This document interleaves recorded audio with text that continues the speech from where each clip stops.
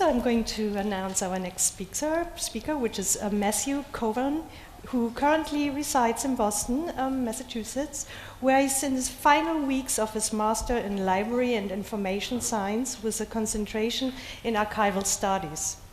Before returning to school in 2010, he worked for 6 years as an associate archivist at Anthology Film Archives in New York. He has a certificate in motion picture preservation from the George Eastman House in Rochester, New York, and has worked at various museums and galleries over the years, setting up film loopers and projectors. Most recently at the Albright Knox Museum in Buffalo, New York, and at the Green Naphtali Gallery in New York. Welcome. Let's get going.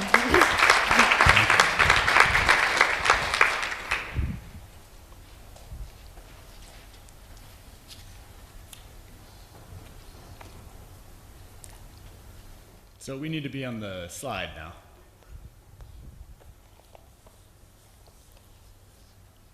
Hello, everybody.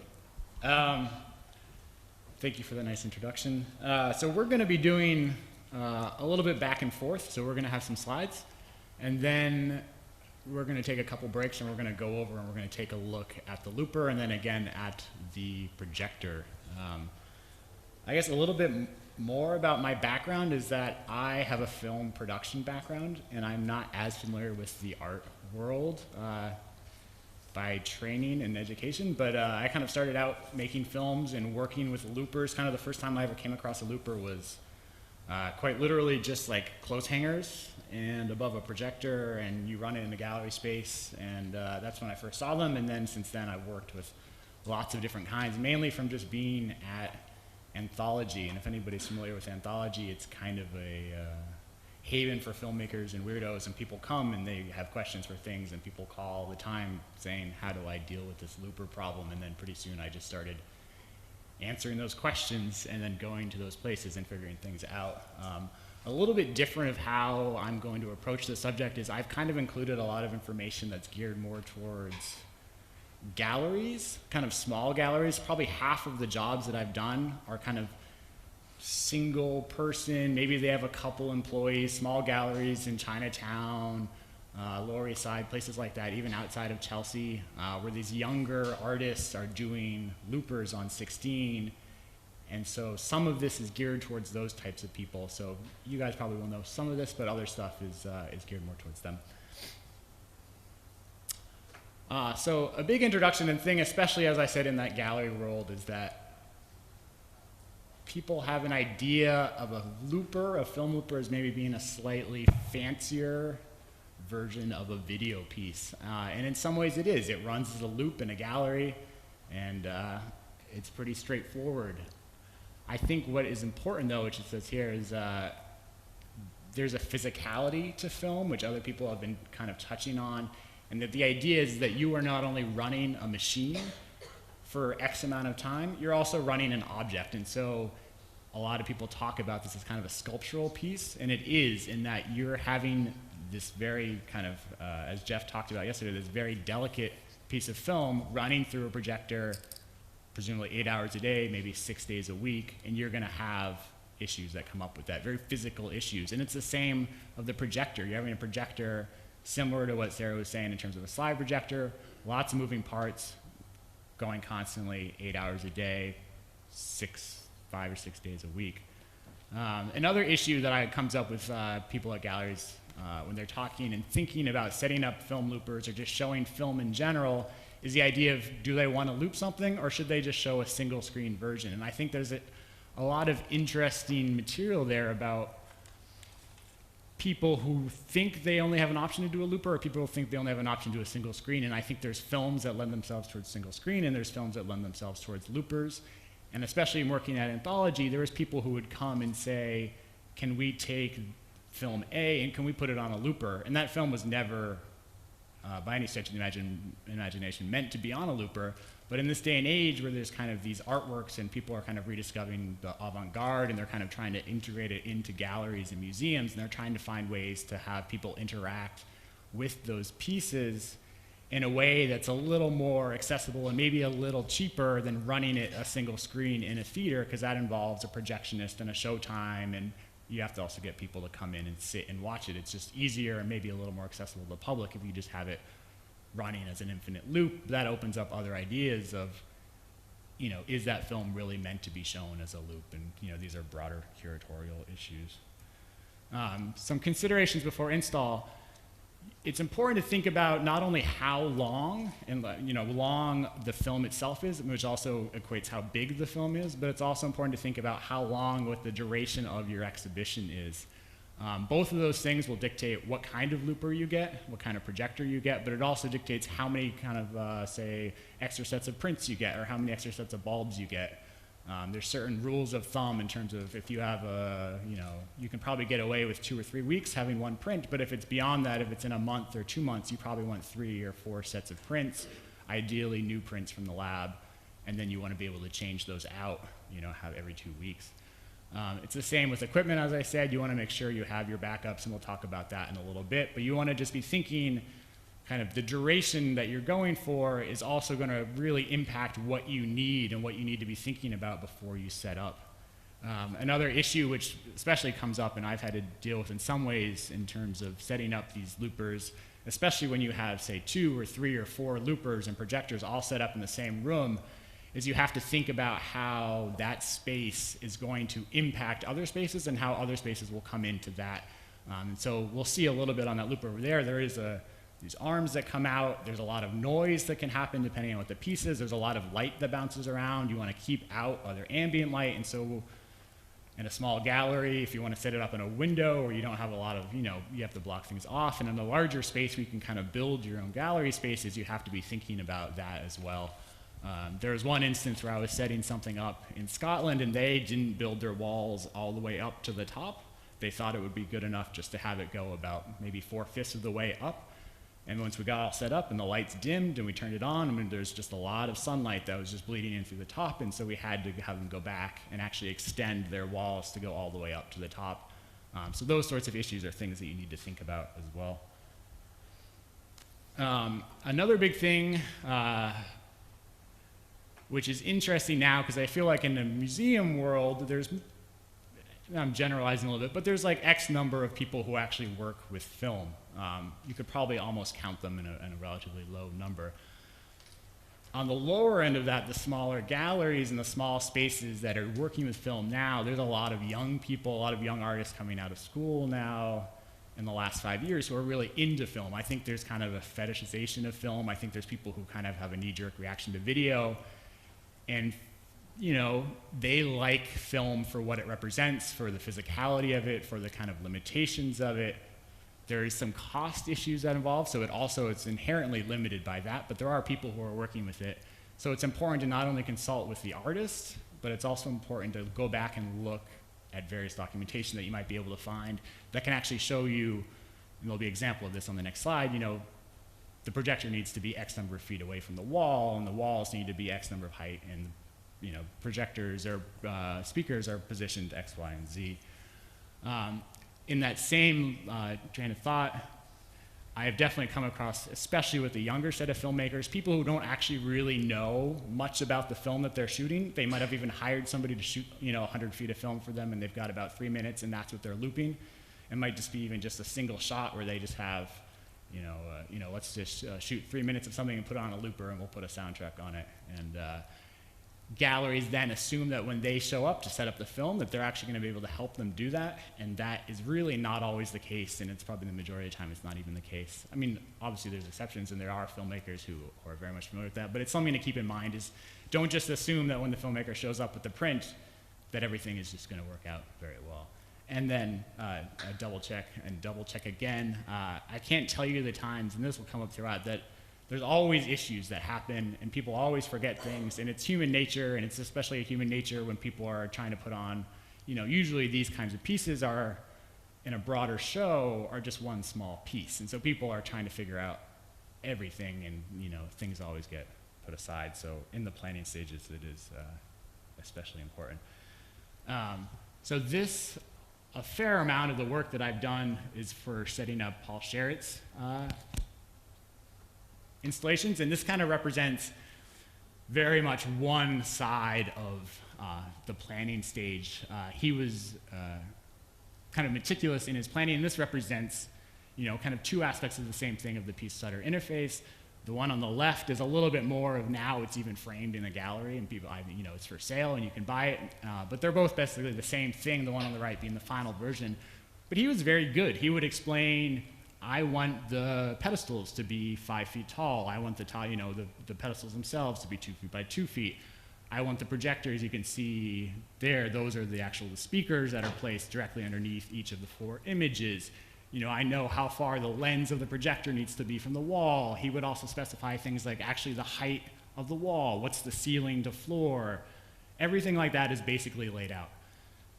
The reality is, though, when you go in and you actually start to do it, it doesn't line up. I'm sure a lot of you or some of you are familiar with Paul and his work, and it's just the way it is, and that's fine.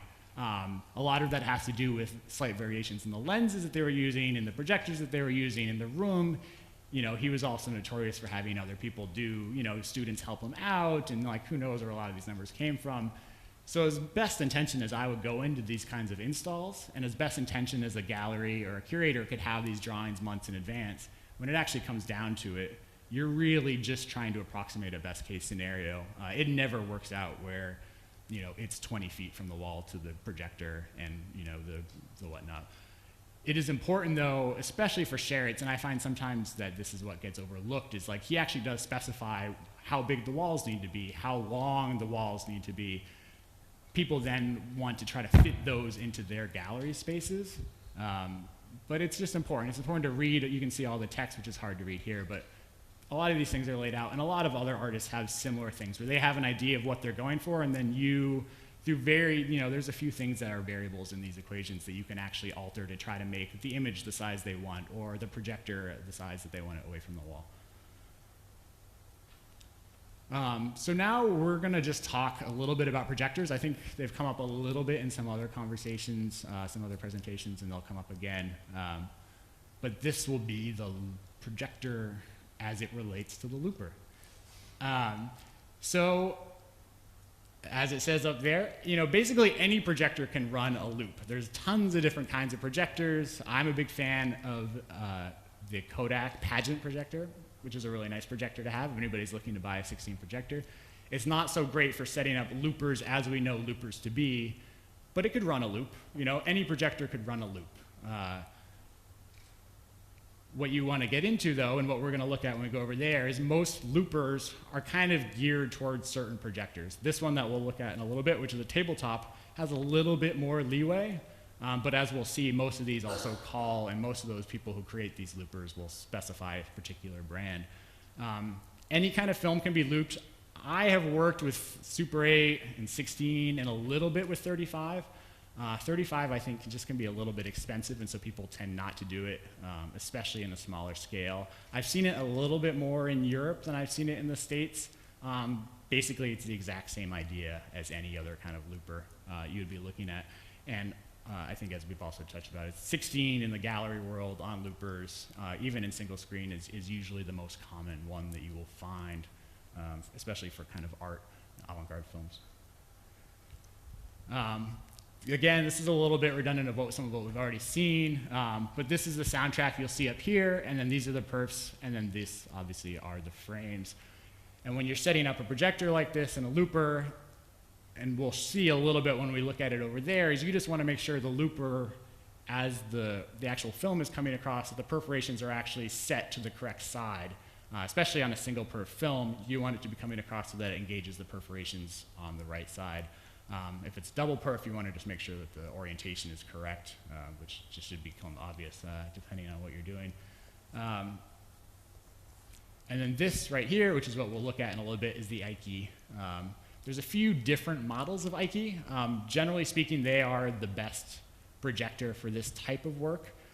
This is an Ike Slimline. What we're going to look at over at the pedestal is a slot load. The only major I'm not going to say that, but there are some differences. The big one that I like to think about is this one actually, the one we'll look at has a more open film path, and this one has a kind of lockdown mechanism at the top there where you kind of have to thread the film through and then it goes down.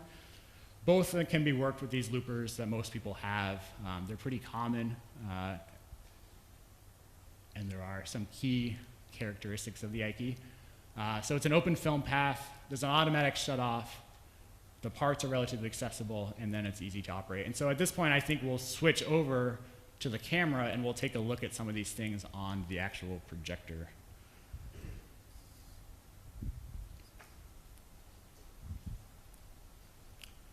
And I guess if anybody if there's issues of lines of sight or anything like that, just let us know.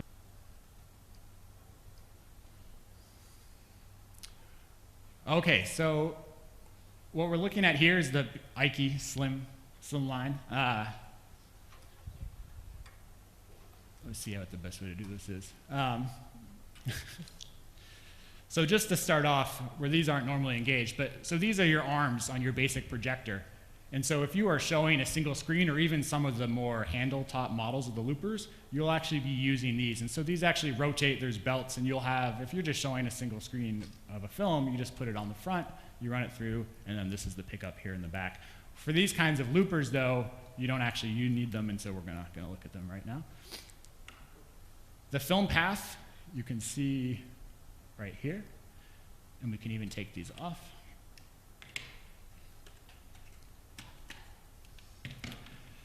So when I was talking before about having an easy and open kind of film path, you can see it right here, which is maybe even easier.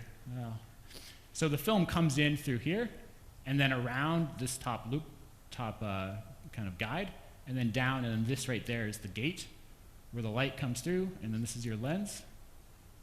And then it comes down, and it goes out and back up the back.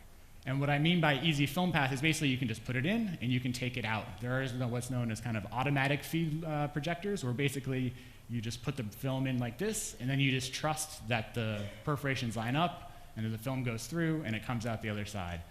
And those are the projectors you do not want to have. You don't even want to have them if you're projecting at home. They're not the worst things in the world, and people were using them for a long time. But in terms of archival film best practices, and in terms of using loopers, you want something that if something goes wrong, you can just take it right back out, and then you can put it right back in. You can see everything that's going on. You can see if you miss maybe one of the guides. You can see if it doesn't really line up with one of the perforations. It's just much better that way. Other things to point out, so this is your lens right here. It just pops out. It's another nice aspect of the Ike. And that is also your focus, so you're just moving the lens back and forth to focus the image. The lens for the projector is behind this kind of black little protector there. They're very common lenses. They're relatively easy to get. I assume at a certain point, if we're talking about obsolescence of this kind of equipment, there will be a final date where maybe that won't be the case. But so far, the Ike's, in terms of being able to buy the equipment, it's pretty easy. It's relatively affordable. And you can just go on, and within a day, or if you live in a city like New York, you can actually just go to a bulb store and pick them up. The other bulb to point out here is, I don't know if, in there is the exciter lamp, and so that's actually what gives you the optical sound, and so that light comes on and is reflected down and then reads the optical track as it goes through. Again, those bulbs are also relatively accessible, pretty easy to find, and we'll talk a little bit more in a few slides about just kind of those kinds of equipment that you need for a long exhibition. You can also see here, get my little PowerPoint thing. Those are the fuses, which are usually kept there. A lot of projectors that you get, they will actually have spare fuses already set. It's pretty good. If a fuse blows, which I've actually only seen happen once, though I'm sure now it will happen a lot more than that, that's where spare fuses are kept. Also, if you take off the back of the projector, that's where you can get access to the belts. There's various belts in the back and that run the actually take up in the feed arms. They're relatively simple. I've seen people even kind of build them out of things that aren't even really what they were intended to be. You can go to lots of belt stores. You can go and you can find them. It's all pretty accessible. As a machine in and of itself, it's as they go and as this equipment goes and as film in general is, it's relatively easy to use and it's pretty accessible. All things considered. I definitely encourage people, and what certain organizations do that know that they're going to be working with film a lot, is to just buy as many as they can. 4, 5, 6, 7 of these. They're really not that expensive, especially if you have a little bit of a budget. You can probably get one for $100 plus or minus $20. And again, just look for that open film path, and like the one we saw before that was up on the slideshow, also a very good one. These ones are a little bit better just because you can just put the film right in. And when we look at the looper in a little bit, I'll actually put the film through that path. I think at this point, maybe we'll go back and switch back over to the slides just for the next few slides, and then we'll come back for the looper.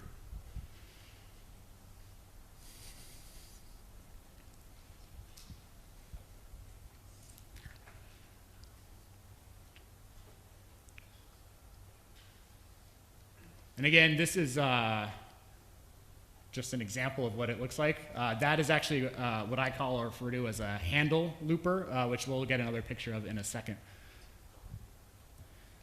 A big issue, and one that comes up almost every time I've ever had to do this, maybe that's not completely true, but a lot of the time, is that there's an issue with lenses. And so people assume when they buy a projector, or when they rent a projector, or when they borrow a projector from the gallery down the street, that the lens that they're getting is the lens that they're going to need for their show. And the reality is, unless you actually put a little effort into it, the lens you're going to get is most likely going to be a 2-inch lens, which is when you buy a projector online, unless you're really lucky, you're going to get a 2-inch or a 50-millimeter lens. They're perfectly good for home use if you want to watch some movies in your living room, but if you're in a gallery space, especially a space that has a relatively confined dimensions, you are probably going to want a 1-inch lens.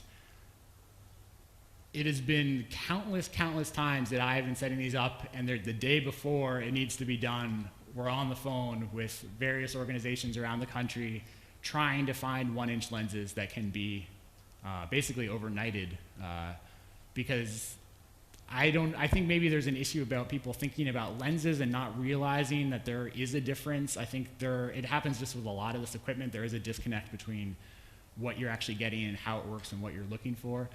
I can't really emphasize this enough. If you are going to be putting on a show using loopers or really anything, you need to be thinking about what size image you want to what your distance is of your lens to your screen or your wall where you're going to be projecting the image. They are available. You can rent them. They're expensive, but you can buy them too. But it's just it's something to be thinking about in the planning stages, so that when you actually are in the install period, you can have this stuff all set up. And a final note, which is something that just came up with me recently when I was setting up a 4-projector installation, is that you might think you have 1-inch lenses, which are 25, but what you really might have is maybe a 22, a 26, a 25, and I think we had a 28 or something like that. They will be sold to you or rented to you, and you will be told that they are 1-inch lenses. For the most part, they are 1-inch lenses. But if you're trying to line up 4 images on a large rectangular wall, you notice those slight differences when they're all projected in the dark room. It's a matter of inches, but you want them to all be lined up. And so if that's the case, then what you do is you work with your other variables and you move your projector, your pedestal back and forth, which hopefully you can do in a way where it still looks like it's kind of in order, but it creates a lot of headaches. Another last issue for the projector is sound. All 16, for the most part, there might be some exceptions, is all going to be mono. So I've been in installations before where people want to set up crazy speakers and have, there's a lot going on to that. And sometimes people actually specify what they want. The artist will specify what they want, and the gallery or the museum will actually want to kind of make it better. And there is something to be said for that to some degree, but there's also in a lot of these pieces, by doing that, you're actually adding pieces to the room or to the gallery space, which can kind of impact your overall kind of feeling of what you're trying to get across. There is kind of a singular output that comes out of the back of the projector, and actually if you see, maybe when the lights are on over there before, that's the speaker that comes. It's kind of the back of the case has the actual speaker that's built in to the projector. Most people don't use that. Most people will just create a kind of a single speaker that they'll put on the floor, or maybe split it out into left and right up above. Another thing that's very common I find a lot recently is people actually having a separate soundtrack.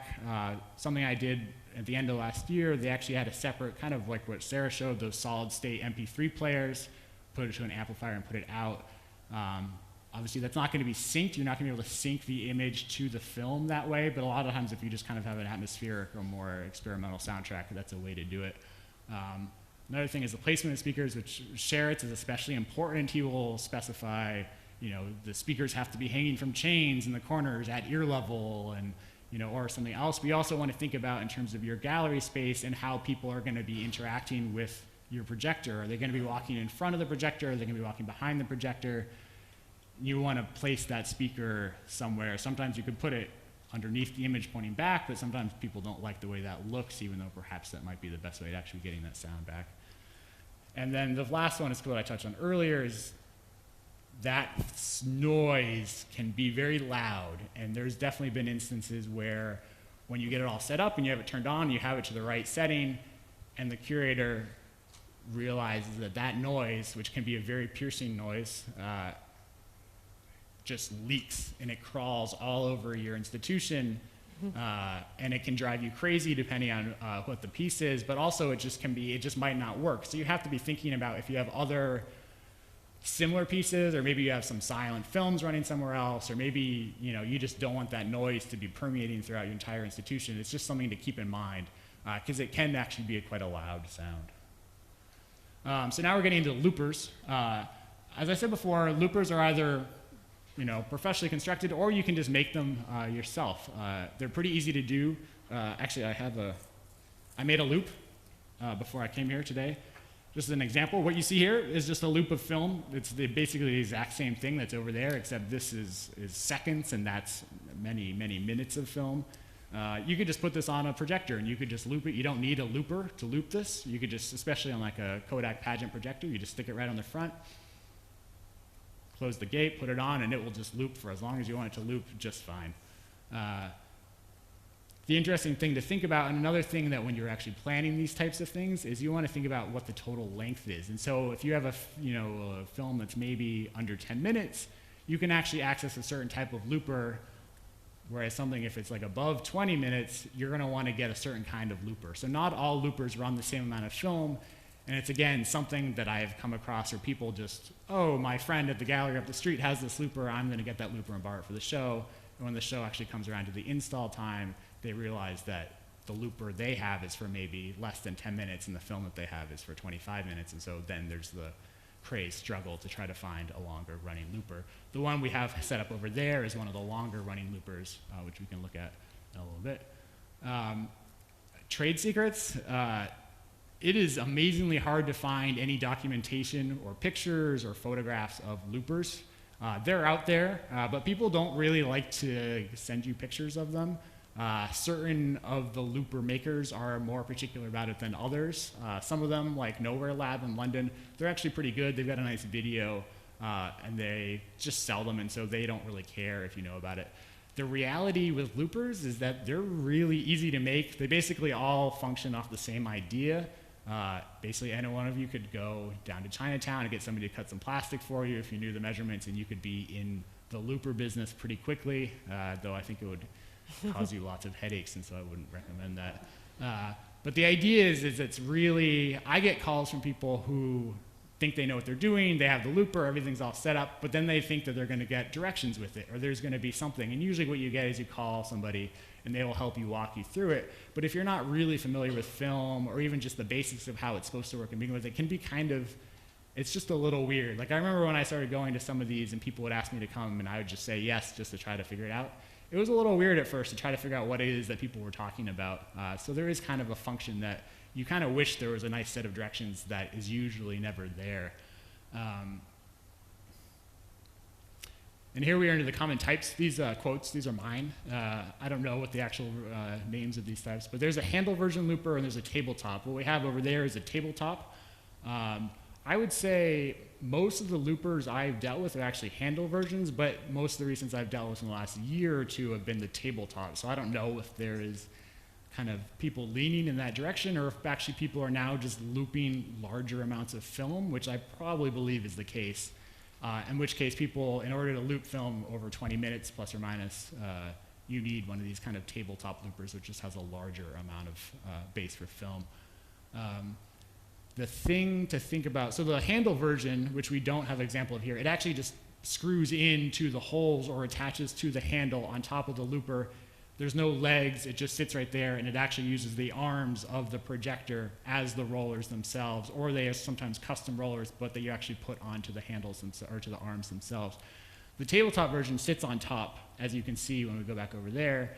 The one thing to think about, which has come up once, is that if you're putting your projector on top of a pedestal and you're going to be using a tabletop looper, you want to make sure that your pedestal is big enough to not only have your projector, but then also have the increased space of what your legs are going to be.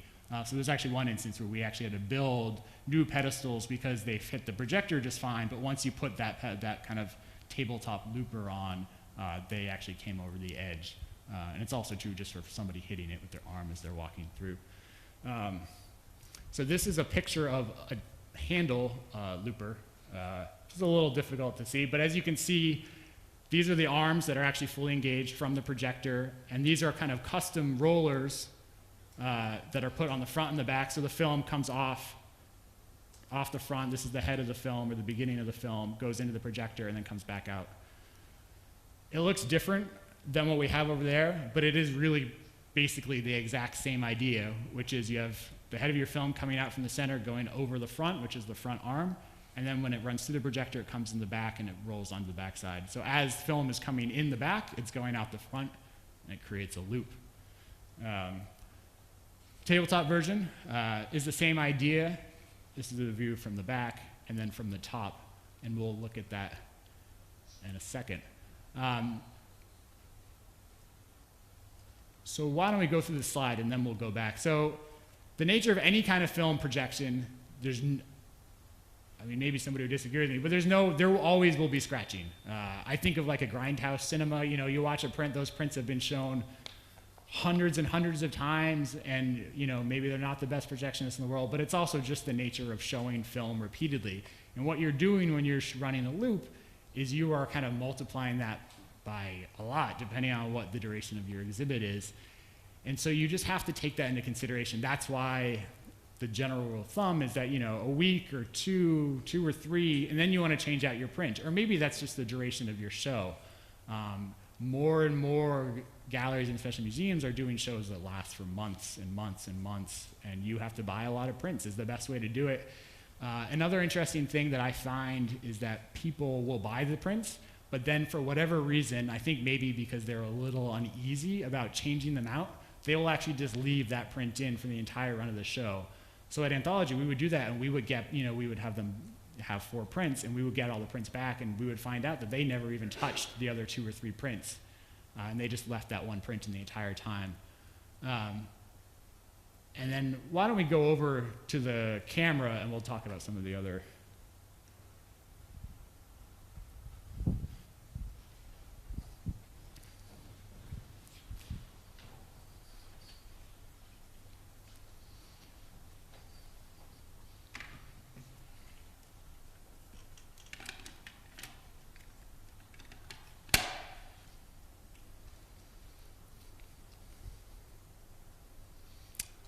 Okay, so here we have our, what I at least refer to as a tabletop looper.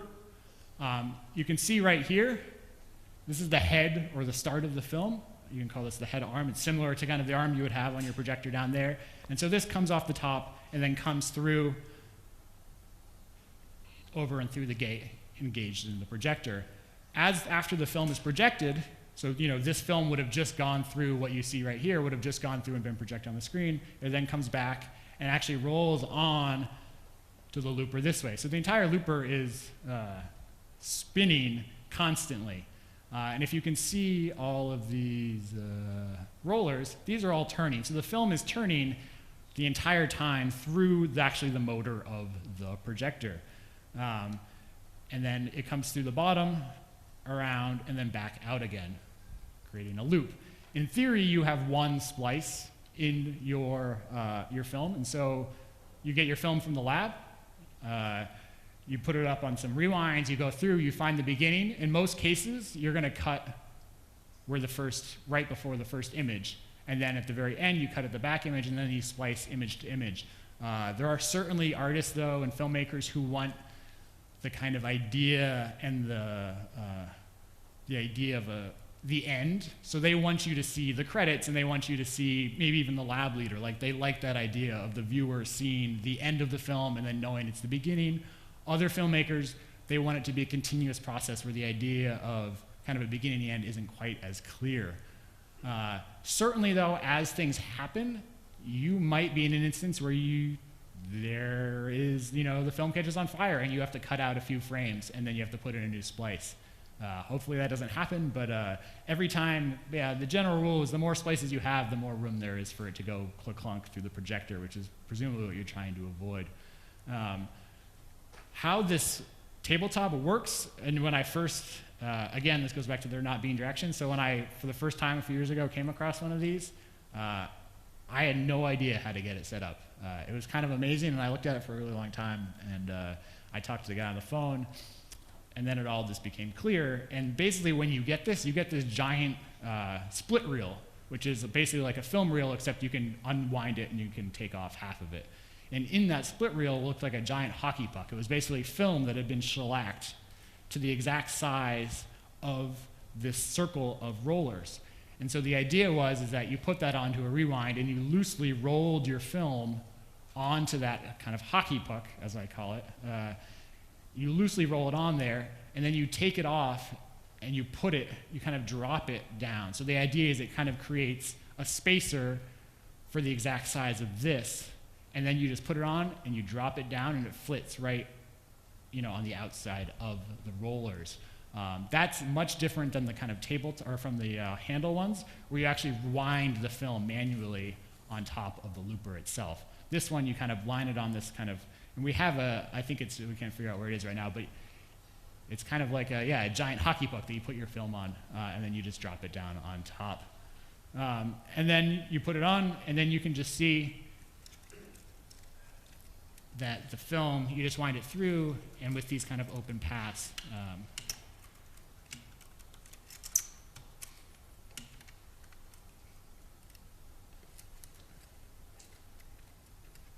in theory, it should go in.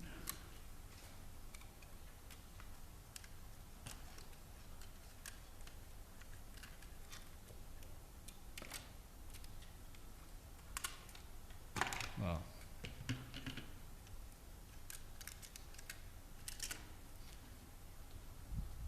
you run through, you turn it on, so we don't have any power in this right now, but it'll start running and it'll go. The other thing that happens when you start up a looper for the first time is you want to have the slack in the back, because you want to have as much slack as possible on top. You get what is called kind of like cinch marks. So the tighter it is up here, and if it gets too tight, it will actually shut the projector down. But it kind of creates these tiny, very light horizontal scratching that can happen throughout the whole film. So it's very common, even almost immediately after setting up a looper, you'll see these tiny little hairline scratches. And a lot of that is from not having your film with enough kind of looseness to the wind, and it actually just kind of bunches up and rubs against each other. In a way that you want to kind of avoid that as much as possible and give yourself some leeway is to kind of actually give yourself this slack in the back. And when you're running the projector, it will actually kind of reach an equilibrium, and this will kind of come up a little bit, and it'll reach a point where it's a little more like that. And I think that is pretty good for that. And I think we'll go back to the slides.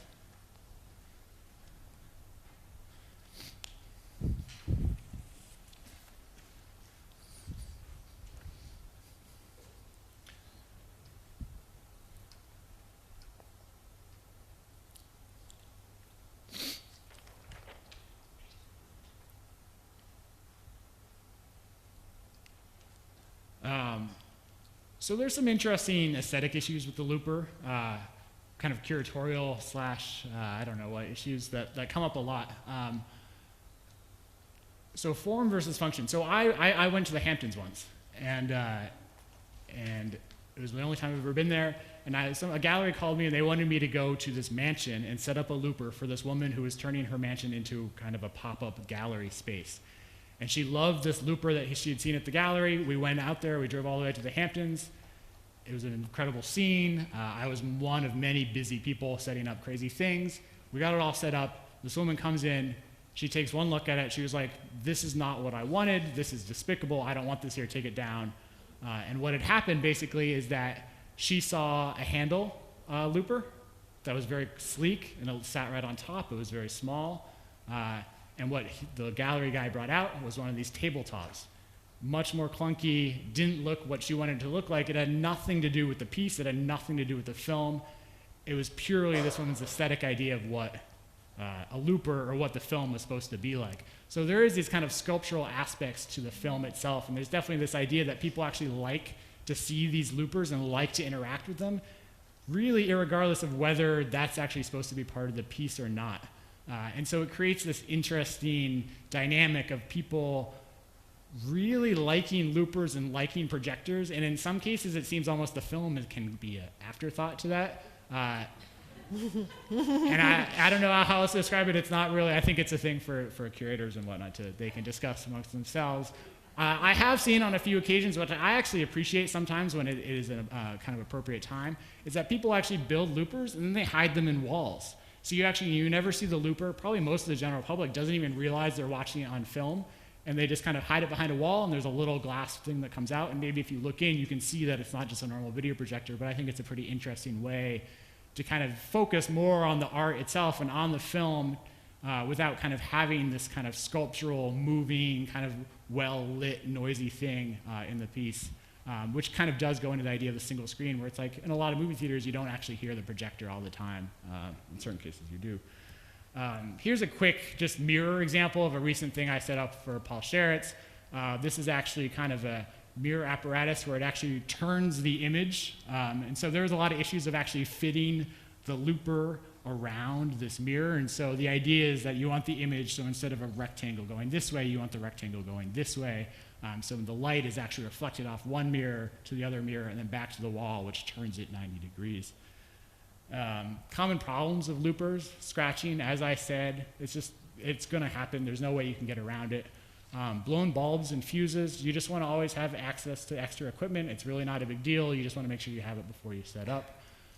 Burned frames, what I find is happening a lot recently is that when you go to turn off your projector, especially these Ikeys, it'll turn the motor off, but it actually doesn't turn the light off. And so what happens if you don't notice it right away, which is kind of hard to notice unless you're really looking for it, is the motor will stop, the film will stop in the gate right in front of the light, and then the next thing you notice is there's all of the smoke pouring out, and then you run over frantically and you try to get the film out, but usually you end up losing a frame or two. For some reason that happens a lot recently, something to keep an eye on. You also want to make sure that you just want to make sure it's always in the path, it's always engaged, kind of just basic projection issues. Audience interference I have there, I've never heard of this happening, but just the way that these things sit in gallery spaces with arms projecting out, in a dark space, I just always worry of somebody walking through without really thinking about it and just walking right into the back arm. And especially on a tabletop like this that isn't necessarily screwed down, it would just knock not only the looper down, but also the projector. In terms of trying to project it, there is issues of dust, all those sorts of things. This is just an example of a looper that's kind of encased as a way to probably keep kids' hands out, as well as whatever dust and dirt and things that you can think of. Care and cleaning, you see at the top there, those kind of basic things that any museum or hopefully any gallery will have, you should have on hand. You should have an issue of we say daily, but I think what I mean is hopefully every few days you have somebody going in and cleaning out the gate, wiping things down. You get a little canned air. A little canned air is a really good thing to have when you're doing any kind of projection. Again, backups. Change out your prints, keep things clean. And another important thing that I find, which is harder on the smaller galleries, but definitely in the big museums, is nominate one or two people to actually know what they're doing. If you have somebody coming in to help set up the show, help set up the looper, have those people work with them directly. Don't just assume that you can have something set up and then those people go away and that you'll be able to figure it out. It's really good to have, especially if you're going to do lots of film in the future, just have those things set up. End of exhibition, a lot of this stuff is again, if you're going to be doing film in the future, it's really worth it to buy projectors. It's even worth it to buy loopers. You can buy them. It's affordable. You don't have to deal with the hassle of always kind of running around trying to figure out where they are. And another interesting thing is when you borrow prints or you have prints that you want to show, especially if you're borrowing them from somewhere else, you actually have to return all your prints, even the ones that you use, or maybe they all caught on fire. It all has to go back. This is a quick slide. Personally, I'm not going to make recommendations one way or the other. This is not a complete list. These are the 4 sources for loopers that I've used most recently in the last 2 years. As you can tell, they're all out of the States. 2 are in Europe and 2 are in Canada. They're all very good for, the different purposes. These two at the bottom are actually the tabletop, or tend to be the tabletop ones that are a little bit longer in duration. And these, for the most part, are kind of smaller and tend to be the handle loopers. Final thoughts. Just think about what you're doing, that you're running a machine for long periods of time, have lots of backups. Think about how long you're going to have the film up for, and let that decide or tell you how many lamps do you need, how many fuses do you need, how many extra projectors do you need, how many prints you need. All those things are important considerations. And I try to just tell everybody to just be patient, patient, patient. Like, things will happen. It's not a big deal. Everything can be fixed. There's like replacements for everything, especially if you're using these kinds of projectors. And to just take a deep breath, and everything will be okay. And thank you very much.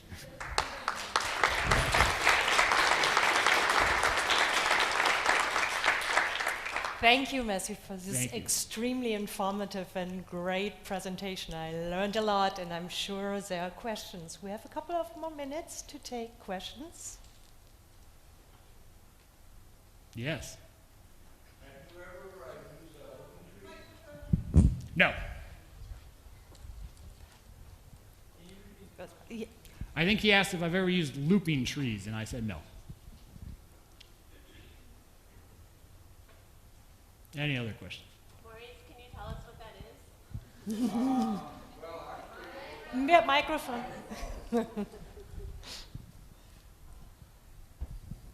Yeah, I think actually we saw that in an earlier presentation yesterday with the D1 projector, where the projector was sitting on a pedestal, and you basically have the film zigzagging up and down between two sets of rollers, top and bottom, and that's what they call as a looping tree. Yeah, I mean, what that reminds me of, besides like a lab, is it reminds me of being in art school and setting up clothes hangers, and it's that same idea where so in that way I guess I have, but not in any kind of professional way recently, no. Yeah. I think it may be important to point out the fact that what is running the looper is the motor in the projector. Yeah, I mentioned that the actual projector is what's running the looper. Once you get beyond a certain length of time, you need a motor-driven looper.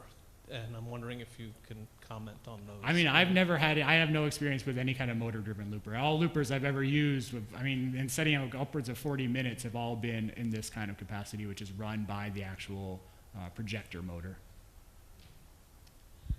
Hi. Could you describe the hanger system that you mentioned? Sure. I mean, it's any system where you're just, the film itself just needs to be kind of kept away from the looper or from the projector. So all you're doing is just holding it up in the air. So you could literally go like this and stand over the projector, and it would just run on your fingertips. But if you want it a little bit longer, then you can go and you can hang things from the ceiling, or you could run things around. I've seen rooms, in people's, undergraduate, senior thesis where they're film running all over the place, and if you do it well enough, it's going to run as a loop. You're still, there's 24 frames in a second. You're not going to get a really long film loop that way, but you can kind of create a crazy room, kind of big sculptural space it's a looper. In the same way, especially for projection, you can get a little SMPTE loop if you want to be testing your projector, and you can just put it in and run it in the same way. So a loop can really be as big or as small as you can imagine it, though it definitely gets harder on the two ends. Yeah. Are there common reasons for loopers to fail? Yeah, I mean, loopers fail, a lot of it because of cinching. So you'll get the film will actually cinch down, and kind of a big reason why these projectors are so good is that when that happens and when the film tenses up, the projector actually just has a shutdown mechanism. So the projector will just stop running. You'll probably get some crinching, and maybe you'll lose a couple perfs, but it'll shut down and it won't just destroy everything. Another thing that can happen is that the arms can become loose just with time, and so they can start to spin a little bit, and then you actually might get the film kind of pops out of the back roller of the looper or the front roller. You can also just get dirt in there. You can get a little bit of dust, which is fine, but if you get a little piece of sand or grit that actually gets into the looper, it's just stuck in there, and it's just rubbing up against all the film as it works its way through there. And you want to try to avoid that. Again, why using canned air, keeping a clean space is a good idea when you're using a looper. Walter. Hey Matt, really great presentation, thanks. Can you talk about like a syncing mechanism if you're doing two projectors where the images have to correlate at a specific point to each other? Is that something to do with the looper or the projector alone? I mean, that would have anything to do with the looper. I've never done anything where I'm syncing actual images. Running two projectors, for the most part, it's really hard to sync because they're going to run at slightly different speeds. What I try to encourage people to do, especially in a small gallery space, is to actually keep the projectors always engaged and always on, and so that when you turn a power switch, for example, or you turn the power to the room on, the projectors start or stop at the same time. It's not ideal, but when you're in terms of having people engage or disengage the film each time, it's a little bit better when you're peeling with people.